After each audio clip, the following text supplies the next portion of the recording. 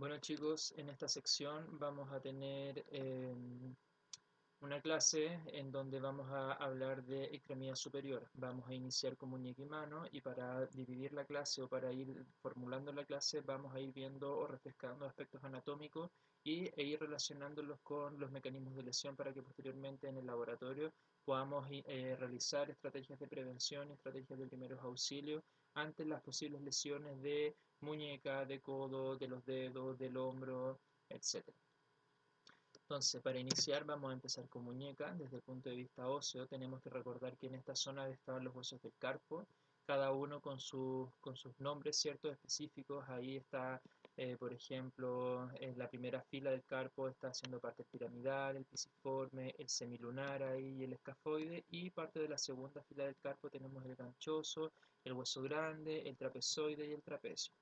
Dentro de los aspectos, digamos, de las lesiones deportivas, lo que tenemos que tener bastante en cuenta en la muñeca son las características del hueso escafoide. El hueso escafoide nosotros lo tenemos eh, por esta zona de acá, en la zona del pulgar, que está en la primera fila de esta zona de acá.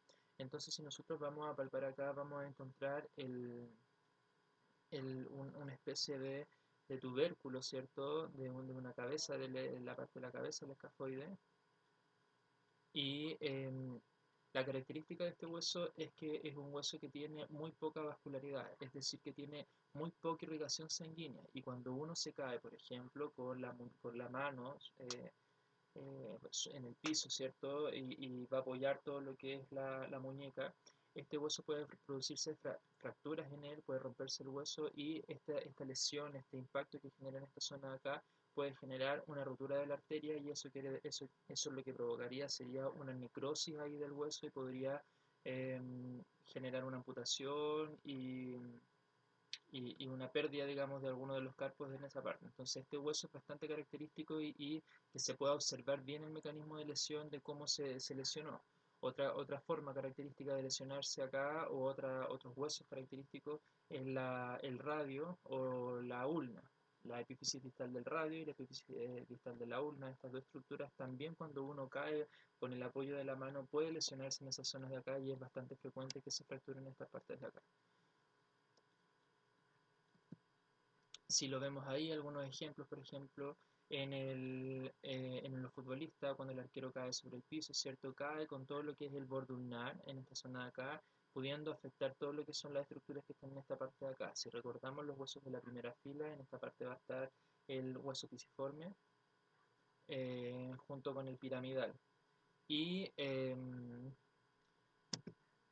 también, digamos, en patinaje, acá les doy otro ejemplo que es un poco más alejado, digamos, patinaje sobre hielo. Nosotros en Antofagasta es poco el patinaje que vemos sobre hielo, pero sí se pueden ver patinaje en el balneario, patinaje en la costanera, en donde en las primeras veces o los principiantes generalmente se caen y el primer apoyo que lo hacen son con las muñecas y ahí es donde pueden generarse una serie de alteraciones que después pueden generar problemas a nivel deportivo. Nosotros acá tenemos un snowboard, ¿cierto? Que está cayendo sobre su mano directamente. Como les decía yo, por zona geográfica, nosotros no hacemos snowboard, pero sí hacemos sandboard o practicamos o conocemos gente que practica sandboard y las lesiones ahí son frecuentemente en las muñecas o en las manos, porque si bien uno se cae, digamos, pero lo primero que trata de apoyar son las manos sobre el piso y esta zona de acá tanto el hueso del radio o de la ulna, junto con el gancho al ganchoso, son frecuentemente lesionados. Y ahí, por ejemplo, vemos el ganchoso, una caída, ¿cierto? Un apoyo, y ahí tenemos el ganchoso y podemos ver cómo se está fracturando en esa parte de ahí. Y acá, ¿cierto? La fuerza podría continuar hacia arriba y fracturar parte de la ulna o parte del radio. Si ahora nos vamos ya a la parte más ligamentosa, vamos a encontrar que hay varios elementos característicos. Por ejemplo, que la estabilidad de la muñeca va a depender netamente de los músculos, porque si bien acá nosotros tenemos algunos ligamentos que están reforzando la parte de la muñeca, pero la mayoría de los ligamentos van a estar reforzando por las partes laterales. Acá, por ejemplo, vemos el colateral radial y en esta parte vemos el ligamento colateral ulnar de muñeca. Pero acá a nivel del carpo, ¿cierto? Vamos a tener ligamentos interóseos que van a estar uniendo la primera fila con la primera fila y ligamentos que van a estar uniendo los huesos entre la segunda fila. Pero no hay ligamentos que unen la primera con la segunda fila. Entonces eso indica que el movimiento de flexo-extensión que debe tener de la muñeca tiene que tener un juego entre la primera y la segunda fila. Y eso puede generar inestabilidades. ¿En quiénes? En personas hiperlaxas, por ejemplo. Entonces, en ellos el objetivo va a ser sí o sí trabajar la musculatura del antebrazo junto con la del brazo y la del hombro. Pero sí o sí con énfasis en mantener una postura neutra de la muñeca que son aproximadamente entre 15 y 20 grados de flexión. La mayoría de los ejercicios. Otro elemento característico de lesión acá, cuando uno genera un apoyo con la muñeca o genera un movimiento, ¿cierto? De bastante unalización, el movimiento hacia ese lado, ¿cierto? Es la compresión que se puede estar dando en este sector, aparte de estar comprimiendo, ¿cierto? Por el contacto directo con el hueso, pero en este sector tenemos un elemento que va a permitir amoldar, ¿cierto? Las superficies articulares de la cabeza de la urna con los carpos en esta zona de acá, que es el menisco triangular o el ligamento triangular. Eso, por mucha compresión que se esté generando hacia esa zona, puede generar, digamos, lesión, puede generar dolor. Eso es muy frecuente en los tenistas porque tienen que, digamos, hacer movimientos de mucho este tipo de movimiento en donde se genera constantemente una compresión sobre ese ligamento. Ligamentos dorsales y ligamentos palmares que acá pueden llevar, digamos, a un esguince, a una pérdida, ¿cierto?, de las fibras que los unen, en donde, por ejemplo, podemos ver ejercicios de una recepción de un balón, en donde uno puede estar mal o uno puede asociar, digamos, la venida del balón en una dirección que no es la correcta y puede generar un aumento de tensión hacia la extensión, ¿cierto? Y puede generar un esguince a nivel de los ligamentos palmares o también hacia los ligamentos que están por la zona dorsal. Dentro de los músculos principales que van a estabilizar a la muñeca son los músculos que van a venir desde el codo. Desde el codo van a venir los músculos que son flexores, los conocemos en anatomía, y músculos que son extensores. Pero de aquí hay varios músculos que son importantes, por ejemplo, que son específicos en generar lesiones a nivel del pulgar, que son que pueden generar lesiones como la tendinitis de Kervain. La tendinitis de Kervain es una inflamación de los tendones por una hiperactivación de los músculos, eh, el extensor, el abductor largo del pulgar con el extensor corto del pulgar. Esos dos cuando generan mucho movimiento de esta ejecución genera alteración a nivel del pulgar, genera dolor a nivel de la muñeca y el problema lo tenemos que tratar desde su origen, digamos, hacia su inserción, con ejercicios excéntricos, con ejercicios de relajación muscular, con elongaciones, etc. Ahí vemos una vista en esta zona de acá, cómo se ve, digamos, ahí el extensor corto del pulgar y el abductor largo del pulgar. Ahí vemos parte de los retináculos extensores. Y acá en esta vista, en un corte transversal, podemos ver algunos huesos del carpo y esta estructura que se genera acá, que es una especie de canal, que ahí también se forma, digamos, un espacio que pasan todos los tendones flexores, que son el túnel del carpo. Y acá vemos el túnel del carpo, ¿cierto? La misma imagen con los diferentes huesos del carpo y por acá pasando todos los tendones de los músculos flexores con sus vainas en esta zona de acá. Y ahí podemos ver que hay en algunos casos donde por movimientos repetitivos, por ejercicios, por deportes que involucran la flexoextensión o involucran mucha movilidad a nivel de la muñeca, este retináculo que está uniendo, digamos, que está manteniendo en la posición a todos los músculos flexores, se va generando una especie de contracción, como que se va poniendo de manera rígida y el túnel del carpo en esta zona de acá se empieza a disminuir y puede generar una compresión a nivel de todos los tendones que son flexores que están acá. Pero lo que puede generar mayor, digamos, problema, aparte del compromiso de los tendones de los músculos flexores, son el, el, la compresión sobre el nervio mediano. El nervio mediano es una estructura de tipo nerviosa que viene desde la médula espinal trayendo la información y aquí se puede ver en esta que va a pasar por el túnel del carpo junto con los tendones flexores por debajo del retináculo flexor y va a dar todo lo que es la información a nivel de los músculos flexores del antebrazo y la sensibilidad a nivel de el pulgar, el índice, el dedo medio y el borde radial del dedo anular. Entonces, sensaciones, por ejemplo, de adormecimiento que ustedes puedan tener en estos dedos o la mitad de este dedo, puede que sea una compresión del nervio mediano. Puede que sea acá, puede que sea en todo su recorrido.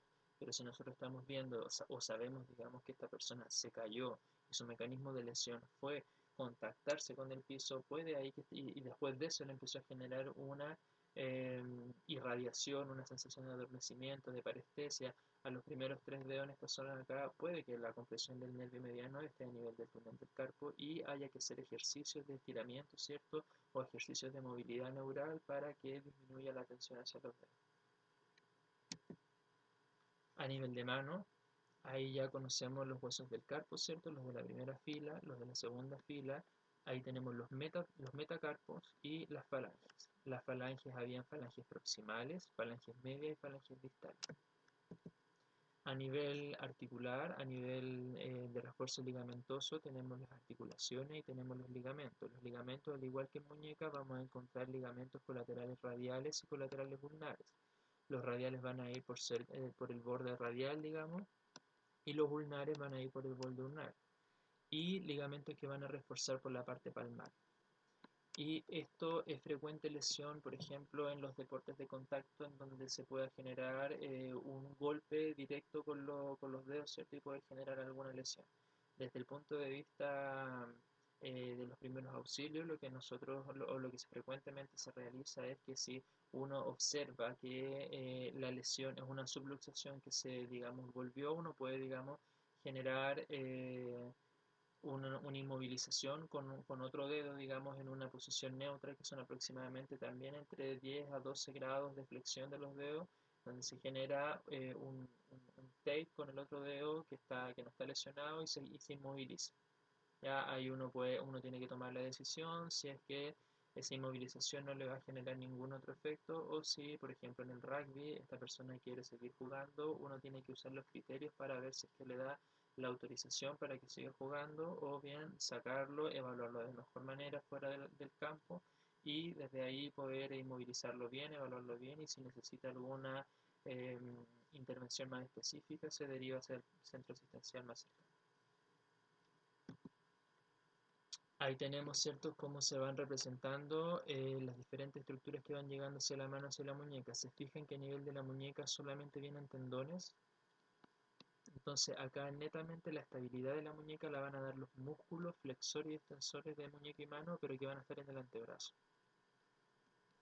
Retináculos, ¿cierto?, que van a estar ordenando el paso de los tendones en esta zona de acá y acá podemos ver cómo se van organizando ya hacia realizar los movimientos de, si es que están por la parte dorsal, movimientos de extensión de los dedos, si es que están por la parte palmar, los movimientos de flexión de los dedos.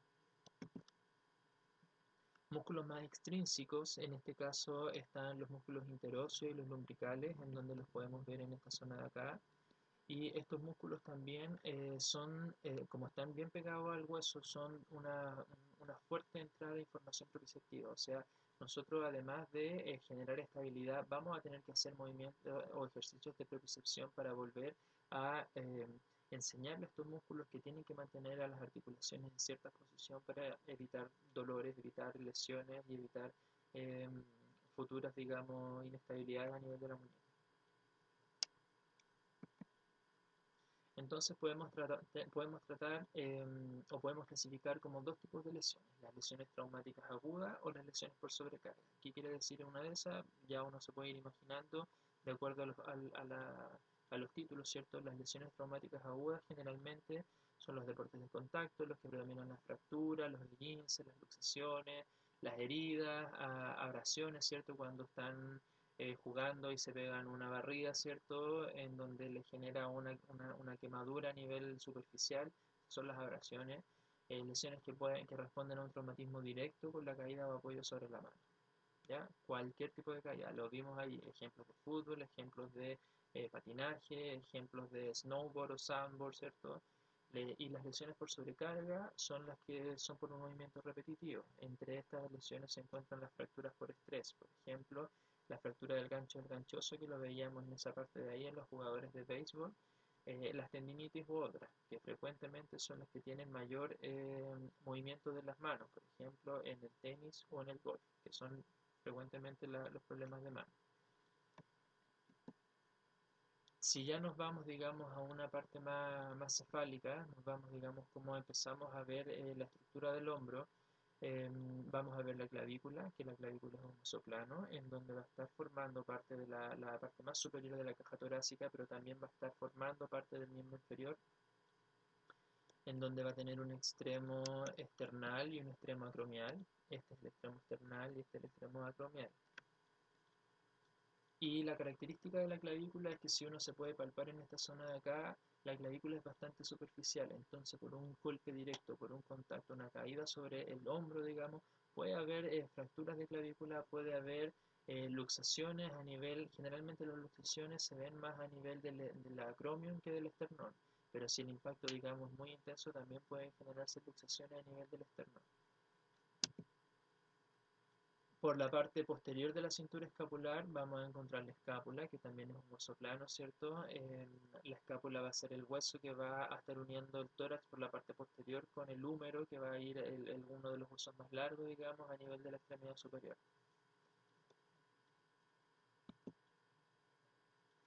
Y ahí tenemos al húmero, que va a estar formando parte del brazo, va a tener ciertos reparos óseos que ustedes ya los vieron en algún momento, pero desde el punto de vista general es un hueso largo con una epífisis proximal, una diáfisis y una epífisis distal.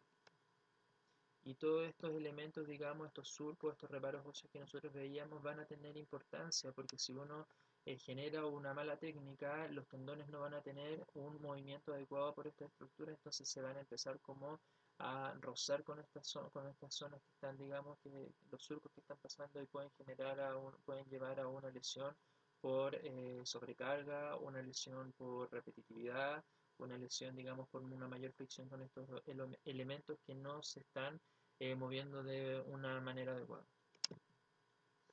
El radio, ya el radio lo conocemos como un hueso del antebrazo, en donde va a estar por la parte externa, ¿cierto? Por la parte lateral, va a tener su cabeza, la cabeza del radio hacia la parte proximal y la epífisis distal del radio va a estar hacia la parte distal. Lo mismo que de manera general en el húmero, ¿cierto? Vamos a tener ciertos surcos que van a permitir el paso de los tendones, en donde van a ser característicos la técnica de ejecución del ejercicio para permitir que estos tendones se muevan dentro de la estructura que tienen que estar moviendo. La ulna la vamos a tener por la parte medial del antebrazo, en donde ahí vamos a tener su cabeza a nivel distal y la epífisis proximal hacia contacto con el húmero. Y ahí podemos ver todo desde el punto de vista articular, en donde tenemos la escápula, ¿cierto? Que se va a articular con la clavícula y se va a articular con el húmero. Ahí es lo que yo les decía, que se genera la mayor frecuencia de luxaciones o disyunciones acromioclaviculares.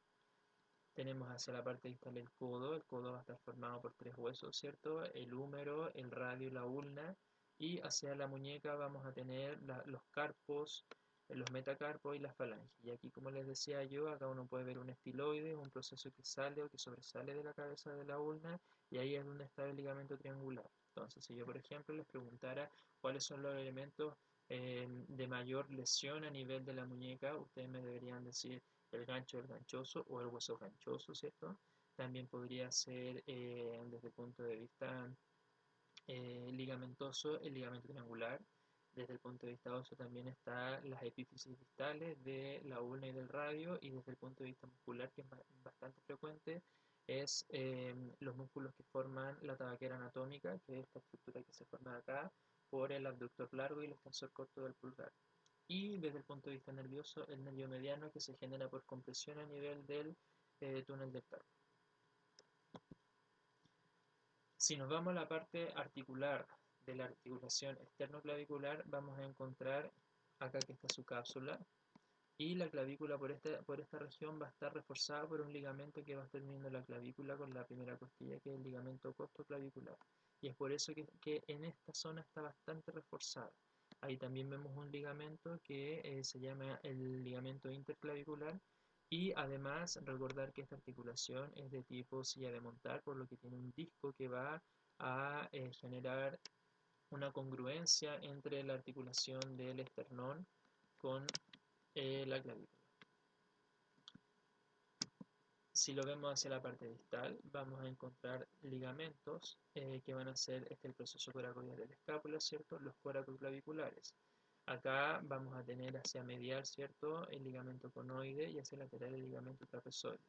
Y ya aquí tenemos la articulación, ¿cierto? Entre la clavícula y el acromion de la escápula. Y ahí van a haber ligamentos, ¿cierto? Que van a estar reforzando la articulación acromioclavicular, que son los ligamentos acromioclaviculares. A nivel de la articulación glenohumeral vamos a tener una cápsula articular en donde va a tener ligamentos, que son los ligamentos glenohumerales. Nosotros en anatomía del aparato locomotor o bases anatómicas los conocemos solamente como ligamentos glenohumerales, pero aquí hay tres que tienen una forma de Z. Si nosotros nos ponemos aquí creativos y vemos que ahí hay una parte de la Z, y hay otra parte de la Z, y ahí hay otra parte de la Z. Esos son los ligamentos glenohumerales. Ahí está el ligamento glenohumeral inferior, glenohumeral medio y glenohumeral superior.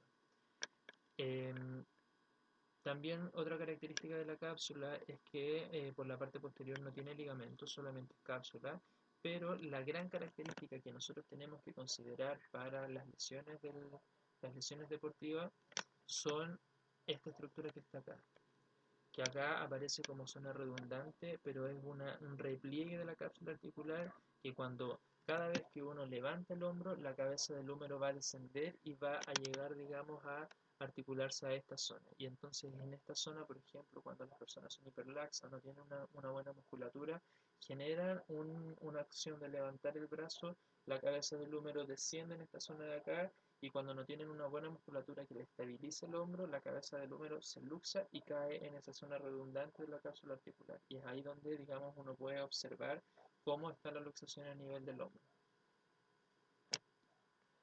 Ahí vemos algunos elementos, ¿cierto?, que están formando o que están muy cercanos a la cápsula articular, que es la cabeza larga del bíceps. Ahí tenemos, aquí deberíamos tener la bursa o la bursa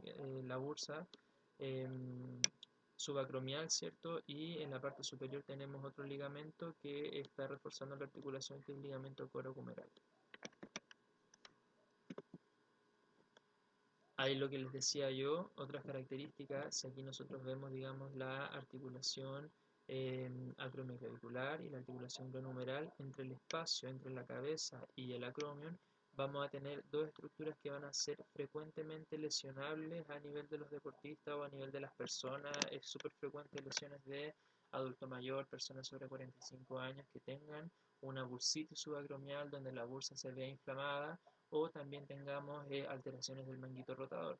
Por este espacio está pasando ese músculo, que es el músculo supraespinoso, que es uno de los del manguito rotador, y por mecanismo, digamos, que se genera mucha ejercicio o mucha manipulación con los brazos arriba por sobre la cabeza, se genera una compresión a nivel de este espacio subacromial que puede generar una bursitis o puede generar una ruptura de los músculos del manguito rotador, entre ellos el supraespinoso. También lesiones a nivel de la cabeza larga del bíceps, al menos de su tendón que está llegando al tubérculo supraclenoideo de la escápula. A nivel del codo, el codo vamos a tener la cápsula, ¿cierto? Y ligamentos que lo van a estar reforzando, por ejemplo, el colateral ulnar, que va a estar en esta zona de acá, el colateral radial en esta parte de aquí, y el ligamento anular que va a estar rodeando todo lo que es la cabeza del radio. Si el impacto, por ejemplo, ustedes pueden preguntarse si es que el impacto que se genera en una caída con el brazo solamente puede afectar a la muñeca, depende del impacto, depende de la fuerza, depende del peso de uno, ¿cierto? Depende de varios factores, si es que la lesión se puede quedar en la muñeca, pero también se puede transmitir al codo o también se puede transmitir al hombro. Si el impacto es tan grande, pueden lesionarse las tres partes juntas. ¿Ya? Generalmente ya vimos todos los elementos que se pueden generar acá. En el codo, ¿cierto? Se puede haber una compresión a nivel del codo, en donde acá, si vemos ahí hay una especie como de elementos como naranjo, eso es tejido adiposo, en donde si es que hay una caída y se comprime esta zona, puede generarse lo que se llama una ofitis, que digamos, esto se le llama el cuerpo de Hofa, en donde puede inflamarse y puede generar dolor del codo, y cada vez que uno extienda el codo le puede generar un dolor en la parte posterior. Y hay ejercicios que uno puede, digamos, hacer desde el punto de vista terapéutico o también desde el punto de vista preventivo para evitar ese tipo de dolencia. Desde el punto de vista muscular, lo que nosotros nos vamos a enfocar harto o tratar de ir analizando los ejercicios que se van a ir haciendo a nivel escapular. ¿Por qué? Porque si nosotros tenemos una buena estabilidad a nivel proximal, sí o sí la movilidad a nivel distal va a estar estable o debería estar estable. Entonces nosotros tenemos que ahí ir pensando qué ejercicios podemos generar a nivel del hombro para mantener una buena estabilidad escapular. Y dentro de los músculos estabilizadores escapulares son todos los que realizan son todos los ejercicios, digamos, que llevan, digamos, a una buena postura de los hombros hacia posterior. Dentro de ellos está el trapecio medio, el trapecio inferior, el romboides, el serrato anterior, que son los principales estabilizadores del escápula. Desde el punto de vista muscular, acá hay algunos que ya les he nombrado, ¿cierto? Ahí vemos el trapecio inferior, aquí vemos el trapecio con sus fibras medias y acá el trapecio superior. Generalmente el trapecio superior va a estar, digamos, súper tenso en la mayoría de las personas que están, digamos, por estrés, la vida de un deportista o la vida, digamos, de una persona que tiene un rendimiento deportivo un poco más elevado. Tiene mucha tensión psicológica desde el punto de vista de la competencia. Entonces, esto es uno de los músculos que vamos a tener que ir a tratar desde el punto de vista de la elongación, y el trapecio medio e inferior vamos a tener que llevarlos a tratamientos desde el punto de vista de el fortalecimiento. Y ya en un plano un poco más intermedio y más profundo tenemos el romboides mayor y el romboides menor, que van a ser los estabilizadores de la escápula, o sea que van a llevar la escápula a una báscula interna, a una retracción escapular. Otro de los músculos interesantes de analizar acá es el elevador de la escápula, que si hay mucha tensión o hay una mala postura a nivel cervical, el elevador de la escápula va a tender a llevar la escápula hacia arriba, o sea que el hombro se vaya hacia adelante si es que hay un elevador de la escápula muy tenso. Entonces eso también nos va a afectar a todo lo que es la mecánica del hombro, la mecánica del ejercicio. Entonces sí o sí hay que hacer ejercicios de elongación del elevador de la escápula y fortalecimiento de los músculos estabilizadores escapulares. También tenemos como sinergista de la estabilización de la escápula el músculo dorsal ancho. Si bien acá el músculo dorsal ancho va desde la fascia toracolumbar, eh, desde algunas vértebras torácicas, vértebras lumbares, va hacia el surco intertubercular en el húmero, en esta zona de acá, parte del dorsal ancho alcanza a tomar el ángulo de la escápula. Entonces, si tenemos un dorsal ancho que está muy inhibido o que está muy debilitado, también va a generar una alteración en la mecánica del hombro. Por la parte anterior tenemos al deltoides, ¿cierto? Que el músculo deltoides igual va a ser, digamos, un estabilizador, pero más desde el punto de vista excéntrico. Vamos a tener uno de los músculos en esta zona de acá que va a ser bastante característico y que vamos a tener que saber cómo elongar las diferentes fibras, que es el pectoral mayor desde el punto de vista superficial, y profundo debajo de él debería estar el pectoral menor. Y el pectoral mayor tiene tres fibras musculares, que son las fibras superiores, las fibras medias y las fibras inferiores.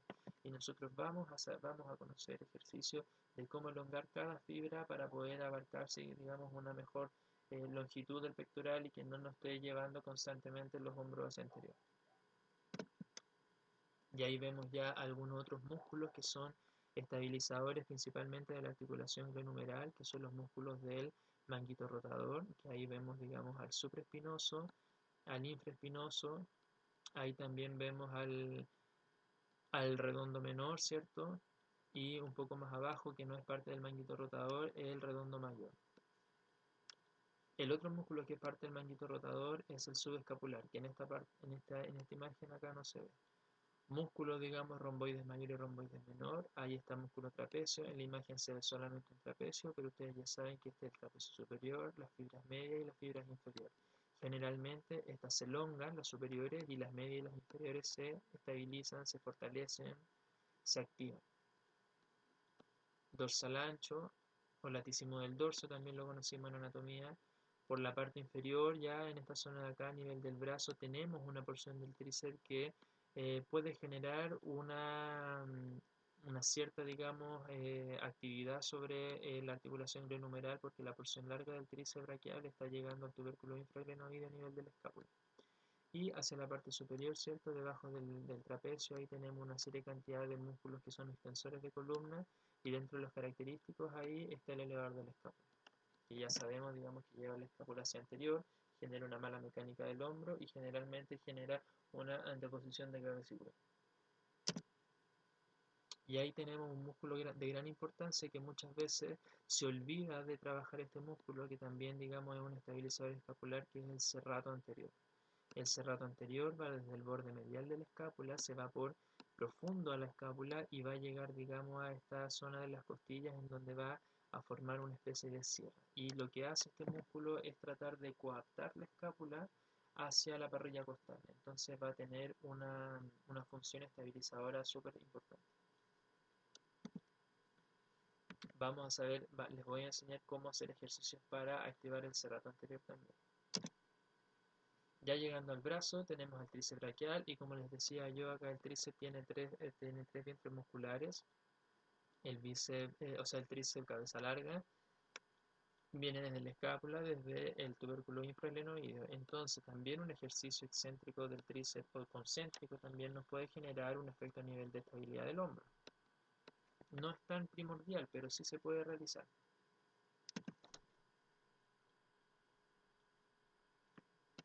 A nivel, por la parte anterior del brazo, podemos encontrar el bíceps braquial, que este sí o sí va a ser un músculo que es biarticular. ¿Eso qué quiere decir? Un músculo que va a estar en dos articulaciones, en la articulación del hombro y la articulación del codo.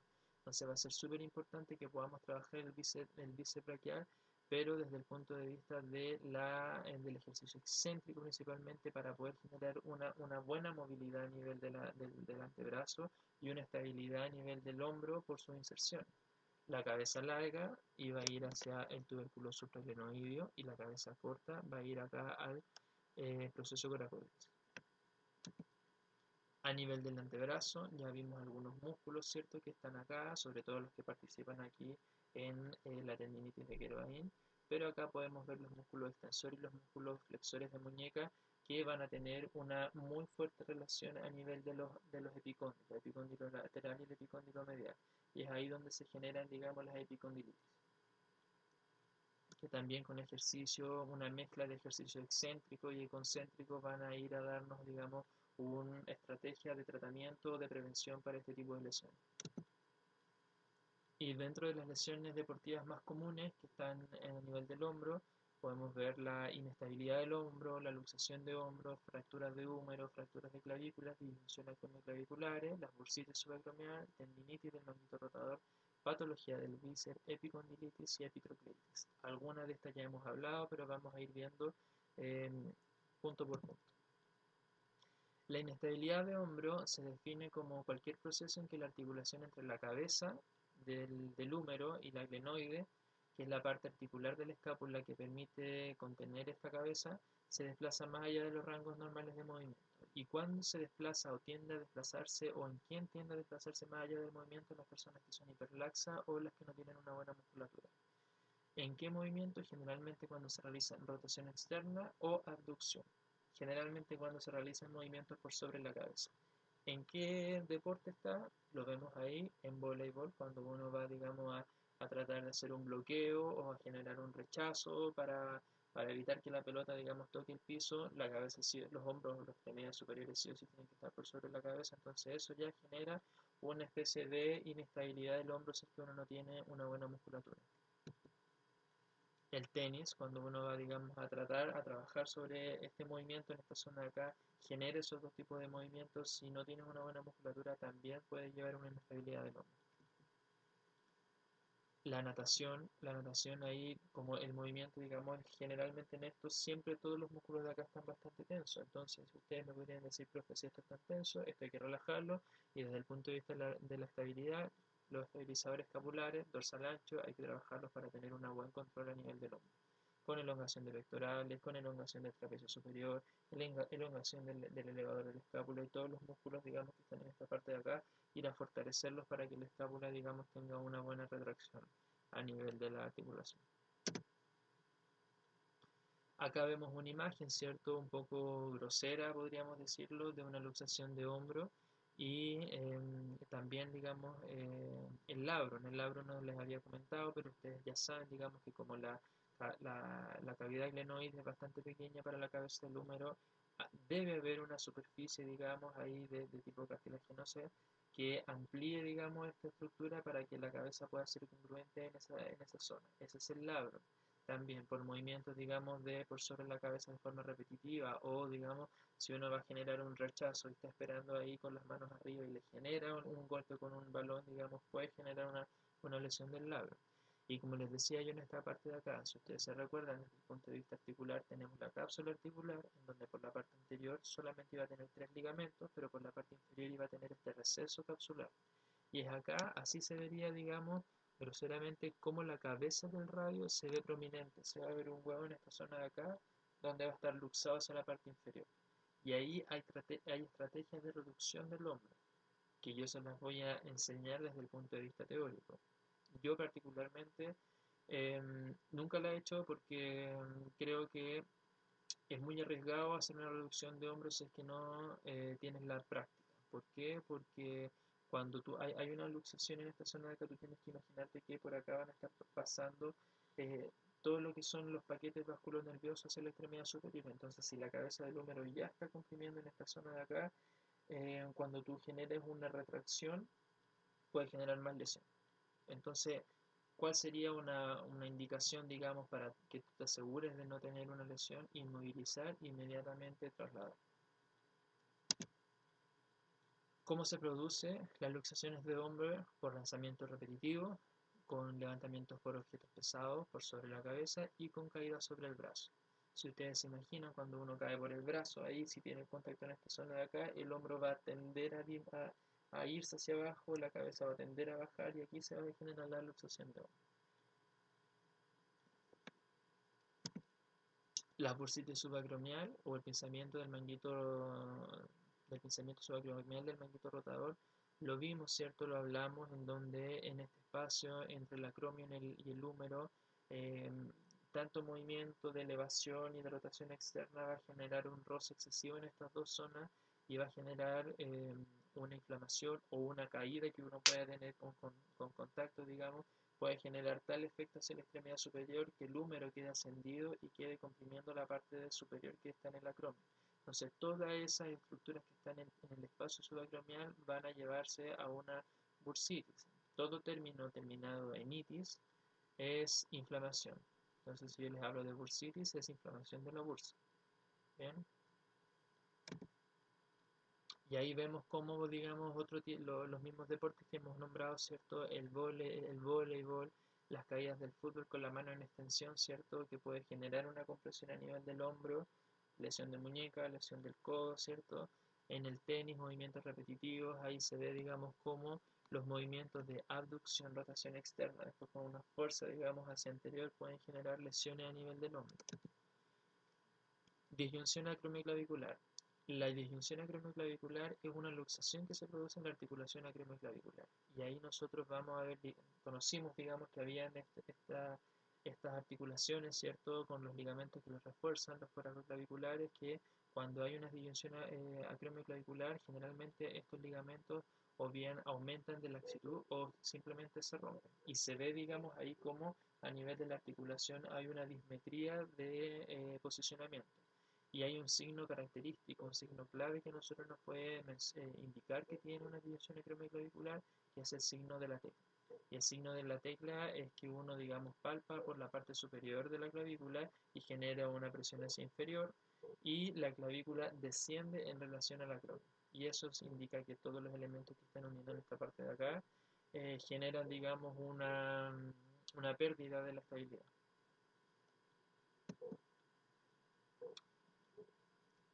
Ejercicio o actividades, digamos, que pueden generar son las caídas sobre el brazo. Frecuentemente en los ciclistas cuando se caen, digamos, o en los rugbyistas o en los deportes de contacto que van a caer, digamos, contra el hombro, digamos, puede generar esta rotura de los ligamentos. Y ahí, digamos, se ven cómo se van rompiendo los ligamentos hasta poder algunas veces generar fracturas.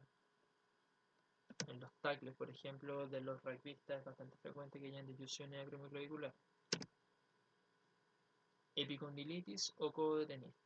La epicondilitis o codo de tenista se da por el exceso de movimiento, por el excesivo, digamos, de movimiento de extensión del antebrazo. Por ejemplo, cuando en el tenis se va a hacer el revés, ahí es donde se genera, digamos, una fuerza excesiva de estos músculos y se genera una inflamación a nivel de la inserción en esta zona de acá. A nivel, digamos, de la inserción, hay unas fibras, digamos, de tejido conectivo que se llaman las fibras de Charpey, que están llegando, que están uniendo, digamos, el tendón del músculo con el hueso, y es ahí donde se empieza a generar el traumatismo, y estas fibras se empiezan a separar, y empiezan a generar inflamación, y empiezan a generar dolor. Si hay dolor en esta zona de acá, hay inflamación, todo lo que es la musculatura de esta zona de acá va a estar dolorosa la palpación. Entonces nosotros ahí podemos, digamos, hacer ejercicios de elongación, ejercicios de estiramiento, ejercicios de estabilidad, aplicar el método Price, que también se puede generar, se puede aplicar en todas las lesiones agudas.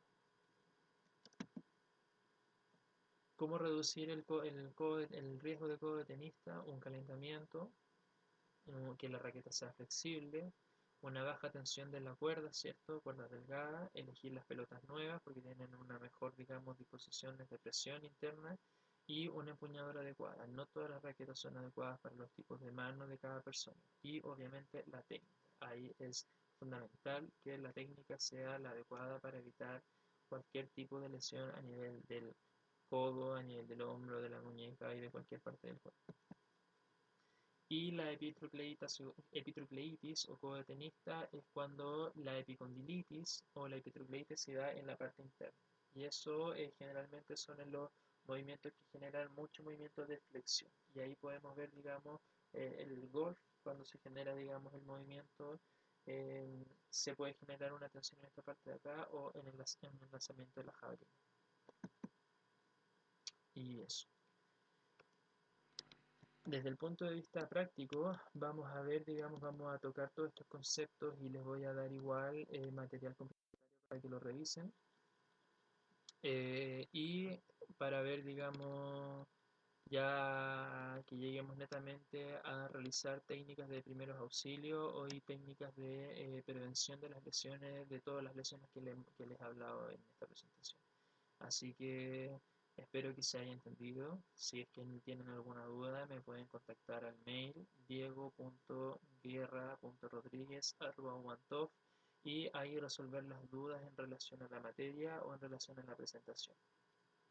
Eso. Nos vemos la próxima.